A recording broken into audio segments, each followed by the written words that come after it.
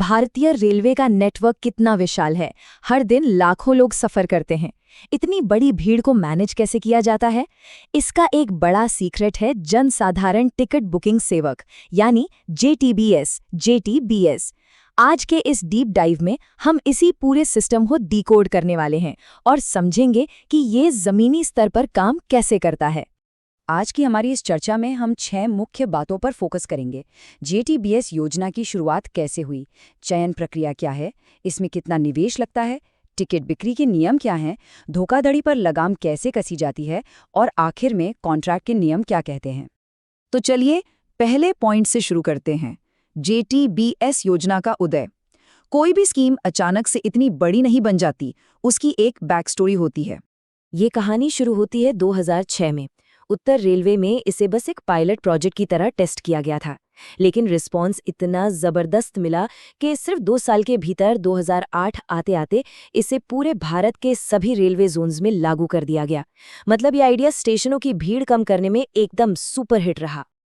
अब आते हैं दूसरे पॉइंट पर, सिलेक्शन और क्वालिफिकेशन। एक रेलवे अधिकृत एजेंट बनना इतना भी आसान नहीं है।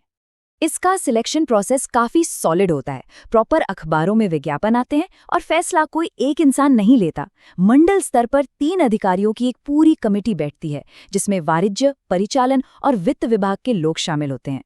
हर एक एप्लीकेशन को इन तीनों के कड़े पैमानों से गुजरना होता है। और हाँ, इस प्रोसेस में सोशल जस्टिस का भी पूरा ध्यान रखा गया है।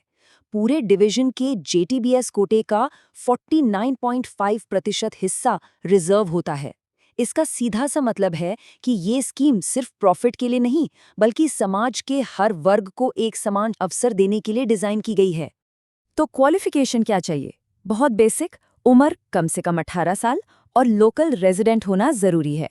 पढ़ाई कम से कम मैट्रिक पास होनी चाहिए। हालांकि कमर्शियल मैनेजर इसमें थोड़ी छूट दे सकते हैं, लेकिन 2 चीजों पर नो कॉम्प्रोमाइज।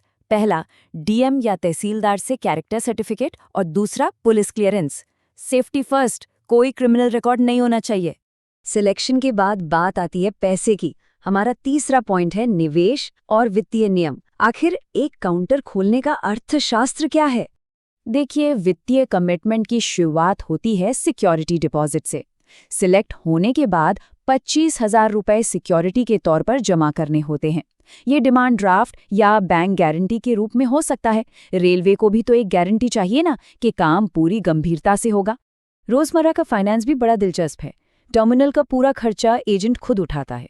इसके बाद रेलवे के पास कम से कम 10,000 रुपए का एडवांस बैलेंस हमेशा रखना पड़ता है। बैलेंस कम हुआ तो टिकट निकलना बंद, और ज्यादा से ज्यादा पिछले साल के 15 दिनों के एवरेज ट्रांजैक्शन के बराबर पैसा रख सकते हैं। और इन सब के बदले कमाई कैसे होती है? हर पैसेंजर पर 2 रुपए का कमीशन, और अगर सीजन टिकट रिन्यू कर रहे हैं तो 5 रुपए मिलते हैं। अब बढ़ते हैं चौथे पॉइंट की तरफ, टिकट बिक्री के अधिकार। एक JTBS क्या कर सकता है और क्या नहीं, इसकी बाउंड्री एकदम क्लियर कट है। अगर तुलना करें तो एजेंट कैश लेकर टिकट काट सकते हैं, प्लेटफॉर्म टिकट दे सकते हैं और सीजन टिकट रिन्यू कर सकते हैं। सीनियर सिटीजन कंसेशन भी अलाउड है। लेकिन क्या मना है? स्टेशन परिसर के अंदर बैठकर टिकट बेचना बिल्कुल अलाउड नहीं है। और दूसरी बात, सारे ट्रांजैक्शन सिर्फ कैश में ही होंगे, नॉन कैश नहीं। बिजनेस बढ़ाने के लिए इसमें एक कमाल का लेवल अप रूल भी है। अगर कोई JTBS लगातार 1 महीने तक रोज 800 से ज्यादा टिकट बेचता है तो उसे एक और एक्स्ट्रा काउंटर खोलने का अधिकार मिल जाता है। बेहतरीन काम के लिए ये एक जबरदस्त इंसेंटिव है। बस नई जगह का सारा खर्चा उसे खुद ही उठाना होगा। लेकिन एडमिनिस्ट्रेटिव कंट्रोल बहुत टाइट रखा गया है। एजेंट खुद टिकट कैंसिल नहीं कर सकता। कैंसिलेशन सिर्फ स्टेशन पर जाकर ही होगा। इसके अलावा दिन भर में जो भी टिकट बिके उसकी पूरी डिटेल रोजाना स्टेशन पर जमा करनी होती है। इस पूरे सिस्टम का बैकअप क्रिस, स्टेशन और खुद JTBS के पास रहता है ताकि कोई हिसाब गड़बड़ ना हो। इतने बड़े लेवल पर काम हो रहा है तो निगरानी तो चाहिए। यही हमारा 5वां पॉइंट है, मॉनिटरिंग और फ्रॉड कंट्रोल। रेलवे की नज़र बहुत पैनी होती है। जो खाली टिकट रोल्स एजेंट को दिए जाते हैं वो कोई आम कागज नहीं है, वो बेहद सेंसिटिव चीज़ है। इनकी पूरी सेफ्टी की जिम्मेदारी ठेकेदार की होती है। अगर इनका थोड़ा सा भी मिसयूज हुआ तो सीधा ठेकेदार पर डेबिट पेनल्टी ठोक दी जाती है, यानी पैसे सीधे अकाउंट से कटेंगे। धोखाधड़ी रोकने के लिए कई लेयर्स बनाई गई हैं। कुछ भी गड़बड़ लगी तो तुरंत सीनियर डीसीएम को रिपोर्ट जाती है।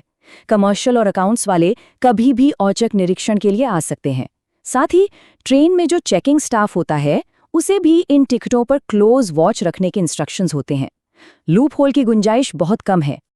और आखिर में आते हैं पॉइंट नंबर 6 पर, अनुबंध, उत्तराधिकार और विवाद।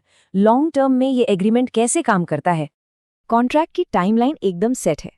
पहला कॉन्ट्रैक्ट 3 साल का होता है। अगर परफॉर्मेंस बढ़िया रही तो उसे अगले 3 साल के लिए रिन्यू कर दिया जाता है।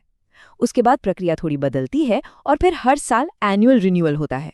काम अच्छा करते रहिए और कॉन्ट्रैक्ट चलाते रहिए। इसमें एक बहुत ही मानवीय और प्रैक्टिकल क्लॉज भी है। बिजनेस चलता रहे, इसके लिए एजेंट अपने 2 उत्तराधिकारी नॉमिनेट कर सकता है ताकि किसी दुर्भाग्यपूर्ण घटना में काम न रुके। और अगर कॉन्ट्रैक्ट खत्म करना हो तो कोई भी पार्टी बस 1 महीने का नोटिस देकर इसे आसानी से खत्म कर सकती है। अगर कोई अनबन या विवाद हो जाए तो उसका भी रास्ता साफ है। पहला स्टेप है डिविजनल रेलवे मैनेजर यानी डीआरएम के पास जाना। अगर वहां बात न बने तो एडिशनल जनरल मैनेजर यानी एजीएम के पास अपील की जा सकती है। ये ठेकेदारों के लिए एक निष्पक्ष लीगल फ्रेमवर्क है। लेकिन एक बात जो सबसे क्रिटिकल है, जेटीबीएस एक कॉन्ट्रैक्टर हैं जिसे कोई रेलवे कर्मचारी की सुविधा दे नहीं है।